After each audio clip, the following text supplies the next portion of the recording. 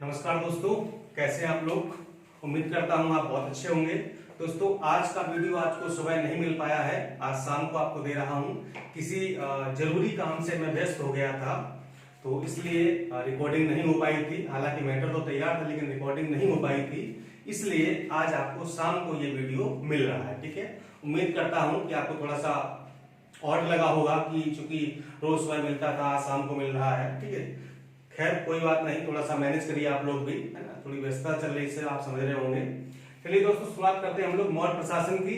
तो मौर्य प्रशासन का ये भाग 2 है। भाग 1 आप इससे पहले पढ़ चुके हैं, जिसमें आपने जो मौर्य प्रशासन था, यानी कि केंद्रीय प्रशासन, प्रांतीय प्रशासन और नगर प्रशासन के बारे में वहां पर आपने पढ़ा था कि केंद्र में कैसी व्यवस्था थी, प्रांतों में कैसी व्यवस्था थी और नगरों में कैसी व्यवस्था थी, किस प्रकार से प्रशासन संचालित किया जाता था, कौन कौन से अधिकारी थे, कौन कौन से जो है प्रमुख थे वहां पर, और उनका क्या क्या काम था। ठीक है, आज हम लोग पढ़ने वाले यहाँ पर हैं न्याय प्रशासन, गुप्तचर व्यवस्था, आर्थिक व्यवस्था, व्यापार व्यवस्था पढ़ेंगे, सैन्य प्रशासन पढ़ेंगे, सामाजिक जीवन पढ़ेंगे और साथ में दास प्रथा और कला से संबंधित जो भी चीजें हैं इनको आज को पढ़ना है। तो मौर्य साम्राज्य आज आपका समाप्त हो जाएगा।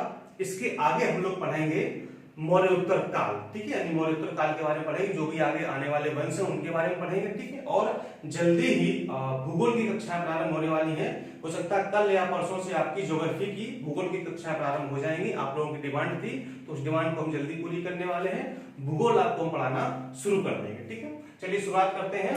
तो सबसे पहले बात करते हैं न्याय प्रशासन की। ठीक है, कि न्याय प्रशासन वहां पर कैसा था, तो आपको पता होना चाहिए कि जो मौर्य सम्राट था, ठीक है, वही सर्वोच्च और अंतिम न्यायालय और न्यायाधीश दोनों था। ठीक है, यानी जो भी मौर्य सम्राट हुआ करता था, जो भी शासक हुआ करता था, जो राजा हुआ करता था, वही सबसे बड़ा न्यायाधीश था और वही सबसे बड़ा न्यायालय था। यानी कि अंतिम रूप से वही निर्णय देता था कि अब इस पर क्या होना चाहिए। ठीक है, तो न्याय व्यवस्था ऐसी थी, यानी कि सारी शक्तियां राजा के हाथ में थी। ठीक है, लेकिन आपको मैंने पिछले वीडियो में बताया था कि सारी शक्तियां होने के बावजूद भी उस समय का राजा निरंकुश नहीं था। यानी जो मौर्य साम्राज्य का राजा हुआ करता था वो निरंकुश नहीं था। सारी, चाहे भले ही सारी शक्तियां उसमें केंद्रित थी, लेकिन वो निरंकुश फिर भी नहीं था। ठीक है, और उस समय यानी कि मौर्य साम्राज्य में जो न्यायालय थे वो 2 प्रकार के न्यायालय हुआ करते थे। ठीक है, एक थे धर्मस्थीय न्यायालय। ठीक है, धर्मस्थीय न्यायालय जिनको हम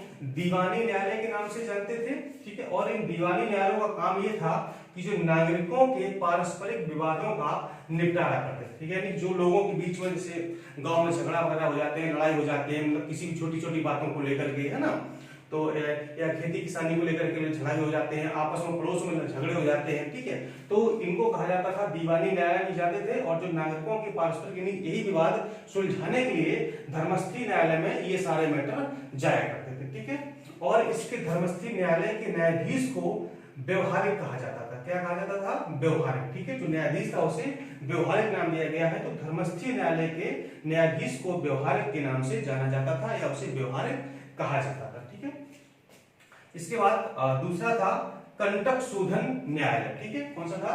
कंटक शोधन न्यायालय, जिसे हम फौजदारी न्यायालय के नाम से जानते हैं। ठीक है, जानते थे, इसे फौजदारी न्यायालय कहा जाता था, और ये व्यक्ति और राज्य के बीच विवादों का निपटारा करता था। ठीक है, यानी कि व्यक्ति के बीच में और राज्य के बीच में अगर कोई विवाद हो गया है तो उसके निपटारे के लिए वो सारे मामले कंटक शोधन न्यायालय में जाते थे, और कंटक शोधन न्यायालय के न्यायाधीश को प्रदेष्टा के नाम से जाना जाता। ठीक है, क्या नाम?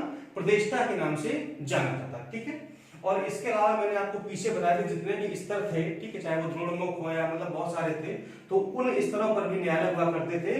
और जो सबसे छोटा न्यायालय था उसे कहा जाता था ग्राम न्यायालय। ठीक है, जो सबसे छोटा कौन सा था? उसे, यानी जो ग्राम के स्तर पर था, यानी जो ग्रामीण स्तर पर था, गांव के स्तर पर था, उसे ग्रामीण न्यायालय के नाम से जाना जाता था। ठीक है, तो ऐसी थी उस समय की, यानी मौर्य प्रशासन की ऐसी व्यवस्था थी न्याय की उस समय। ठीक है, अब हम बात करते हैं गुप्तचर व्यवस्था की, कि गुप्तचर व्यवस्था कैसी थी।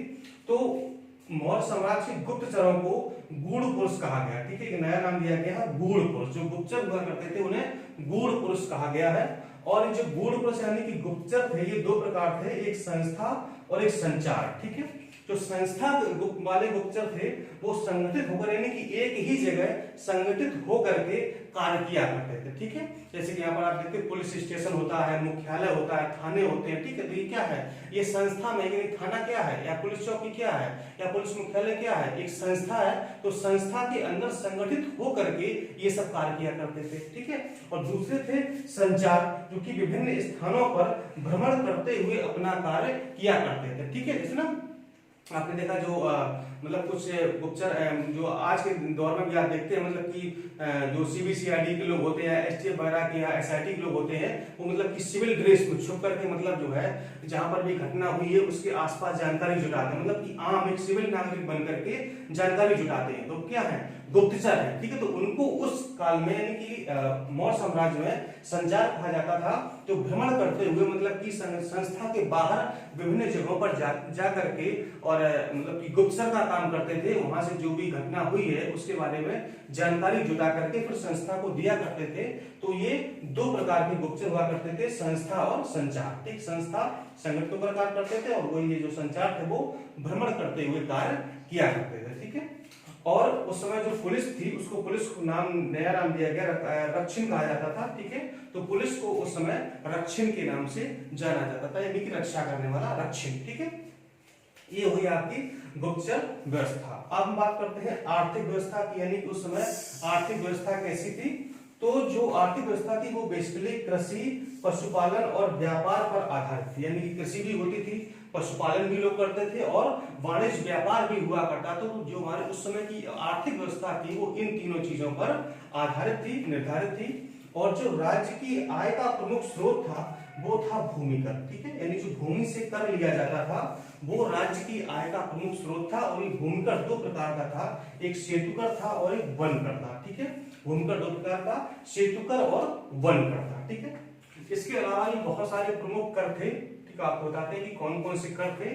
तो सीता एक बहुत ही प्रमुख कर है, इसको आय कहें। जो राजकीय भूमि से प्राप्त कर था या फिर आय थी, ठीक है। जो राजकीय भूमि से आय प्राप्त होती थी उसे सीता कहा जाता, ठीक है। राजकीय भूमि मतलब यानी जो राज्य की भूमि है और लोगों को खेती करने के लिए, यानी जनता को खेती करने के लिए दे दी गई, यानी कि जो किसान है या जो खेती करने वाले लोग हैं उनका मालिकाना हक उस जमीन पर नहीं है। भूमि राज्य की ही रहेगी, लेकिन आप जब तक खेती कर रहे हो तब तक आप सब खेती करो। तो उसके बदले में जो आपको भूमि दी गई है उसके बदले में आपसे कर लिया जाएगा, आय का कुछ हिस्सा दिया जाएगा। तो उस आय को या कर को कहा जाता था सीता, ठीक है। इसके बाद दूसरा कर था भाग, ठीक है। तो जो स्वतंत्र खेती करने वाले किसान थे तो उनसे जो आय मिलती थी उनसे भी कुछ कर लिया जाता था, तो उसे कहा जाता था भाग, ठीक है। अब जैसे मान लो कोई जमीन है तो मतलब किसान को मालिकाना हक दे दिया गया कि जाओ ये तुम्हारी जमीन है, इस पर तुम चाहे कुछ बो, चाहे कुछ भी करो, चाहे मेड़बंदी कुछ भी करो, ठीक है। ये तुम्हारी भूमि है, ठीक है, तुम्हारा मालिकाना हक है।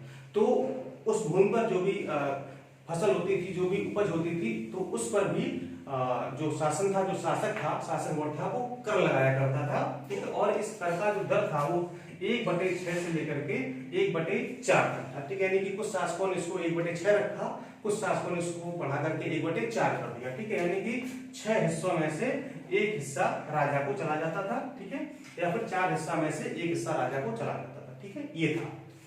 और उसमें एक कर और था हिरण्य, ठीक है। इसको नगद कर की, यानी कि नगद के रूप में लिया जाता था। नगद मतलब जैसे आजकल समझो कि इनकम टैक्स है, ठीक है। जैसे जो लोग नौकरी करते हैं, ठीक है, तो उनको जो इनकम टैक्स लिया जाता है वो क्या है, एक प्रकार का नगद कर है। उनको पैसे जमा करने होते हैं, यानी कि जो उनकी आय से अधिक कर है तो उसका कुछ हिस्सा जो सरकार को जमा करना होता है, उसे नगद कर कहा गया है, या आज के दौर में इनकम टैक्स उसे कहा गया, ठीक है। और एक था बलि, ठीक है। जो धार्मिक कर था, ठीक है, जो यात्रा वगैरह होती थी या मतलब जो धार्मिक संस्थान वगैरह थे तो उनके लिए जो है धार्मिक कर लिया जाता था। प्रलय था एक कर, आपातकालीन कर था। मान लो कोई विपदा आ गई, आपदा आ गई, आंधी तूफान भूकंप वगैरह आ गया, तो उसके लिए सरकार को, शासक जो है एक आपातकालीन कर लगा दिया करता था, ठीक है। जैसे कि आप इस समय देखते हैं कि जब कोई बड़ी विपदा आती है, भूकंप आ गया, सुनामी आ गया, तूफान आ गया, बहुत बड़ा जान माल का नुकसान हो गया, तो सरकार क्या करती है कि कुछ कर जो है कुछ सेस बढ़ा देती है, ठीक, 0.5%, 1% ऐसा कुछ बढ़ा देती है। तो उसे कहा गया है आपातकालीन कर, प्रलय, ठीक है। और विविध था, ये चरागाह कर था। और विष्टि निःशुल्क श्रम, यानी जो लोग निःशुल्क श्रम करते थे उनको विष्टि कहा गया, ठीक है, यानी कोई पैसा नहीं लेते थे उन्हें विष्टि कहा गया है, ठीक है। अब बात करते हैं व्यापार की, ठीक है, उस समय व्यापार कैसा था, तो आपको पता होना चाहिए कि मौर्य साम्राज्य में, मौर्य काल में जल और स्थल दोनों मार्गों से व्यापार हुआ करता था, ठीक है। जल से यानी जल परिवहन भी था और स्थल के माध्यम से भी व्यापार हुआ करता था। और जो प्रमुख देश से था, जो प्रमुख देश थे जिनसे कि भारत के व्यापारिक संबंध थे या जिनसे व्यापार हुआ करता था, वो थे रोम, सीरिया, फारस, मिस्र और अन्य पश्चिमी देशों से भारत के बहुत ही अच्छे व्यापारिक संबंध थे, ठीक है। एक दूसरे वस्तुओं का आदान प्रदान करते थे, भारत यहाँ से निर्यात करता था और वहां से कुछ वस्तुओं का आयात भी करता था, ठीक है। और जो पश्चिमी भारत में जो व्यापार हुआ करता था वो होता था भृगुकच्छ बंदरगाह से, यहाँ प्रश्न बहुत पूछा जाता है, ठीक है। और पूर्वी भारत में जो व्यापार होता था वो होता था ताम्रलिप्ति बंदरगाह से। ताम्रलिप्ति वाला बहुत ही इंपॉर्टेंट है, बहुत बार पूछा भी गया है कि पूर्वी भारत में जो व्यापार होता था इन देशों से वो ताम्रलिप्ति बंदरगाह से होता था, ठीक है। और जो पश्चिमी भारत में व्यापार होता था वो भृगुकच्छ बंदरगाह से हुआ करता था, ठीक है। और उसमें जो राजकीय मुद्रा थी उसे पड़ कहा जाता था, पड़, ठीक है, ये राजकीय मुद्रा थी, ये पड़ क्या था, चांदी का सिक्का था, ठीक है। और स्वर्ण मुद्रा उसमें चल रही थी, उसे निस कहा गया, ठीक है। जो स्वर्ण मुद्रा ये राजकीय मुद्रा नहीं थी, राजकीय मुद्रा पड़ थी जो कि चांदी का सिक्का था, और स्वर्ण मुद्रा को निस कहा गया, यानी कि दोनों मुद्राएं वहां पर प्रचलन में थी, लेकिन जो चांदी की मुद्रा थी जिसको पड़ कहा गया वो उस समय की राजकीय मुद्रा हुआ करती थी, ठीक है। ऊपर आते हैं सैन्य प्रशासन पर कि सैन्य व्यवस्था कैसी थी, तो जो सैन्य विभाग का प्रमुख अधिकारी हुआ करता था उसे अंतपाल के नाम से जानता था, ठीक है। अंतपाल कहा जाता था सैन्य विभाग के प्रमुख अधिकारी को। और जो सेना होती थी वो कई प्रकार की, जैसे पैदल भी सेना थी, अश्व सेना थी, हाथी सेना थी, रथ सेना थी और नौ सेना थी, ठीक है। ये नौसेना शब्द जो है ये पहली बार मौर्य काल में ही इस्तेमाल हुआ है। ये नौसेना शब्द पहली बार मौर्य साम्राज्य में या मौर्य वंश में इस्तेमाल किया गया है, यानी कि नौसेना भी उस समय प्रचलन में थी, यानी नौसेना मतलब पानी वाली सेना, ठीक है। जस्टिन ने एक कथन कहा है चंद्रगुप्त सेना के बारे में कि चंद्रगुप्त की सेना को उन्होंने डाकुओं का गिरोह कहा है, ठीक। कभी कभी कथन में पूछ दिया जाता है कि निम्न में से ये कथन किसका है, तो चंद्रगुप्त की सेना को डाकुओं का गिरोह किसने कहा है, ये जस्टिन ने कहा है, ठीक है। अब बात करते हैं सामाजिक जीवन की उस समय का सामाजिक जीवन कैसा था मौर्य साम्राज्य का। तो कौटिल्य के अनुसार सामाजिक संगठन का आधार 4 वर्णाश्रम व्यवस्था थी, ठीक है। वही 4 वर्णाश्रम कौन से, ब्राह्मण, क्षत्रिय, वैश्य, शूद्र, ठीक है। तो ये कौटिल्य ने कहा है कि जो उस समय जो सामाजिक संगठन था वो 4 वर्ण श्रम पर आधारित था। ये 4 जो वर्णाश्रम व्यवस्था थी वो 4 वर्णों पर आधारित थी, ब्राह्मण, क्षत्रिय, वैश्य और शूद्र पर, ठीक है। जबकि मेगस्थनीज ने भारतीय समाज को 7 जातियों में विभाजित किया है, ठीक है। किसमें, अब देखिए यहाँ पर दोनों में अंतर समझिए कि कौटिल्य ने कहा कि 4 वर्ण थे, ठीक, दोनों का अंतर है। जबकि मेगस्थनीज कहते हैं कि भारत में 7 प्रकार की जातियों का वर्णन मिलता है और भारतीय समाज 7 जातियों में विभाजित था। और ये 7 जातियां कौन कौन सी थी, दार्शनिक, किसान, अहीर, कारीगर व शिल्पी, सैनिक, निरीक्षक जिनको गुप्तचर कहा गया है, और सभासद, इसी को शासक वर्ग भी कहा गया है, ठीक है। तो सभासदों की संख्या सबसे कम थी, यानी जो शासक वर्ग था उसकी संख्या सबसे कम थी, और किसानों की संख्या सर्वाधिक थी। ये भी पूछा जा सकता है कि किस वर्ग की संख्या ज्यादा थी, किसकी कम थी, तो सभासद यानी कि शासक वर्ग की संख्या सबसे कम थी और किसानों की संख्या सबसे ज्यादा थी। ये 7 वर्ग बताए किसने, 7 जातियां बताई हैं, ये बताई है मेगस्थनीज ने। जबकि कौटिल्य ने कहा है कि भारतीय समाज 4 वर्णों में विभाजित था, ठीक है। दास प्रथा के बारे में बात कर लेते हैं कि उसमें दास प्रथा कैसी थी। तो मेगस्थनीज कहते हैं कि दास नहीं थे, यानी कि दासों का प्रचलन नहीं था, दास प्रथा थी नहीं। जबकि कौटिल्य कहते हैं कि 9 प्रकार के दासों का वर्णन मिलता है, ठीक है। यहाँ भी अंतर है, मेगस्थनीज कहते हैं कि दास प्रथा थी नहीं, दास थे ही नहीं, जबकि कौटिल्य कहते हैं कि 9 प्रकार के दासों का वर्णन मिलता है, ठीक है। और उस समय स्त्रियों की दशा कैसी थी, यानी कि स्थिति में सुधार हुआ था, यानी कि मौर्य साम्राज्य में, मौर्य काल में स्त्रियों की स्थिति में काफी सुधार हुआ था। सुधार होने के 2 रीजन थे प्रमुख रूप से, क्यों, क्योंकि एक तो सती प्रथा प्रचलन में नहीं थी और दूसरा पुनर्विवाह हो रहा था, ठीक है। तो जिन स्त्रियों के पति मृत्यु हो जाती थी, मर जाते थे, तो उनको वो पुनर्विवाह कर सकती थी, ठीक है। और सती प्रथा का प्रचलन नहीं था, यानी कि पति के साथ जीवित जलने का मतलब जो है नहीं जलती थी, सती प्रथा नहीं होती थी। तो इसलिए स्त्रियों की स्थिति में काफी सुधार हुआ है, यानी कि अच्छी दशा थी उनकी, और समाज में वेश्यावृत्ति प्रचलित थी, ठीक, और इस वेश्यावृत्ति को राजकीय संरक्षण प्राप्त था, ठीक है, यानी राजकीय संरक्षण में वेश्यावृत्ति प्रचलित थी और जो महिलाएं थी, जो वेश्या थी, उनको रूपा जीवा के नाम से जाना जाता, ठीक है। तो प्रश्न पूछा जाता है कि मौर्य काल में प्रचलित वेश्याओं को किस नाम से जाना जाता था, तो रूपा जीवा कहा जाता था, जो वेश्याएं वेश्यावृत्ति करते थे, ठीक है। हम बात करते हैं, ये तो होगी राष्ट्र प्रथा यानी सामाजिक व्यवस्था। हम कल बात कर लेते हैं कला की, ठीक है, कि जो मौर्य साम्राज्य की कला कैसी थी, ठीक है। तो यहाँ पर 2 स्तंभ आपको हम बताएंगे जो प्रमुख रूप से पूछे जाते हैं, बाकी और भी छोटी मोटी कलाएं थी, ठीक है, तो उनका वर्णन नहीं करेंगे। तो एक तो मिलता है सारनाथ स्तंभ, ठीक है, सारनाथ स्तंभ आपको पता ही कहां पर है, वाराणसी के पास एक सारनाथ जगह, वहां पर स्तंभ मिलता है मौर्य साम्राज्य का, और इसी को धर्म चक्र प्रवर्तन का प्रतीक माना जाता है, ठीक है। इसी सारनाथ स्तंभ को धर्म चक्र प्रवर्तन यानी जो बुद्ध से संबंधित है, यानी बुद्ध ने चूंकि सबसे पहले यहीं पर उपदेश दिए थे, तो उन उपदेशों को क्या कहा गया, धर्म चक्र प्रवर्तन, ठीक है। तो जो सारनाथ स्तंभ है, इसे धर्म चक्र प्रवर्तन का प्रतीक कहा गया है। और इस सारनाथ स्तंभ में है क्या, इसमें 4 सिंह हैं, ठीक है, जो एक दूसरे की ओर पीठ किए हुए खड़े हैं, और इनका जो मुंह है वो चारों दिशाओं में है, ठीक है। 4 सिंह हैं, चारों सिंहों का मुंह चारों दिशाओं में है, और ये एक दूसरे की ओर पीठ किए हुए खड़े हुए, ठीक है। और सिंहों के नीचे क्या है, 4 पशु हैं जो कि दौड़ती हुई मुद्रा में आपको दिखाई देते हैं। और ये पशु कौन कौन से हैं, बैल है, घोड़ा है, हाथी है और सिंह है, ठीक है। ये बहुत इंपॉर्टेंट, इसको ध्यान रखिएगा, परीक्षा में यहाँ से प्रश्न बनता है कि उन पशुओं के नाम कि इनमें से कौन सा पशु नहीं है, ठीक है। तो बैल, घोड़ा, हाथी, सिंह, ठीक है, नीचे 4 पशु हैं जो कि दौड़ती हुई मुद्रा में दिखाई देते हैं। ऊपर तो 4 सिंह है ही है, नीचे जो 4 पशु हैं, बैल, घोड़ा, हाथी, सिंह, ये दौड़ती हुई मुद्रा में वहां पर दिखाई देते हैं, ठीक है। तो ये पूरा मिलकर के बनता है आपका सारनाथ स्तंभ, ठीक है। अब बात करते हैं सांची स्तंभ की, ठीक है। सांची स्तंभ में भी 4 सिंह हैं और नीचे दाना चुगते हुए हंस है, ठीक है। तो सांची स्तंभ में क्या है, ऊपर 4 सिंह हैं और नीचे क्या है, दाना चुगते हुए आपको हंस दिखाई देंगे। अच्छे से देखेंगे तो आपको दिखाई देगा कि दाना चुगते हुए हंस आपको दिखाई देंगे, ठीक है। मौर्य काल में जो शिक्षा के प्रमुख केंद्र थे वो कौन से थे, तक्षशिला था, उज्जैन था और वाराणसी, ठीक है, यानी जो शिक्षा के प्रमुख केंद्र, हालांकि वैसे तो बहुत सारे केंद्र है, तो प्रमुख केंद्र की बात करें तो 3 प्रमुख केंद्र थे, कौन कौन से, तक्षशिला, उज्जैन और वाराणसी, ठीक। कभी कभी परीक्षा में पूछ दिया जाता है, ठीक है।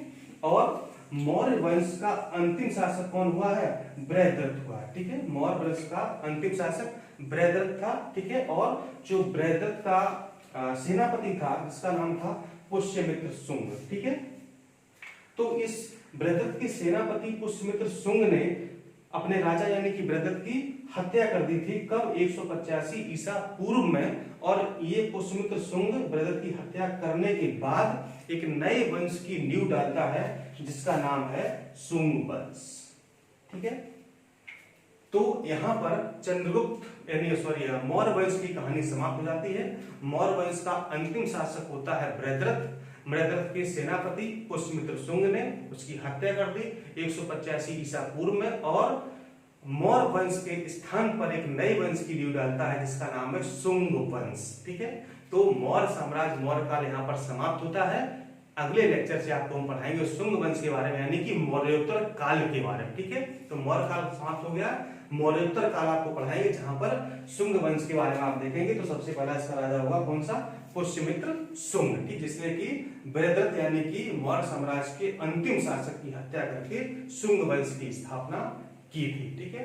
दोस्तों, सिलेबस पढ़ाने की कोशिश कर रहा हूँ, पूरा प्रयास मेरा जारी है कि जल्दी से जल्दी आपको कवर कराऊं, ठीक है। आप लोग भी थोड़ा अपने स्तर पर पढ़ते रहिए, क्योंकि परीक्षाएं देखिए आ रही नजदीक, अब होंगी या नहीं होंगी वो तो बात की बात है, ठीक है, लेकिन संभावना यही की परीक्षा होगी ही, ठीक है। तो आप लोग बिल्कुल ढील मत दीजिए, पढ़ते रहिए, मेरे साथ लगे रहिए, मैं पूरा प्रयास कर रहा हूँ, आप अपना प्रयास करिए। दोनों लोग जब मिलकर के कोई काम करेंगे तो निश्चित रूप से कोई अच्छा रिजल्ट आएगा, पॉजिटिव रिजल्ट आएगा, और आप निश्चित रूप से परीक्षा में पास होंगे और हमारा स्व-अधिकारी बनने का सपना आप साकार जरूर करेंगे। चलिए दोस्तों, मिलता है अगले वीडियो में। नमस्कार, धन्यवाद।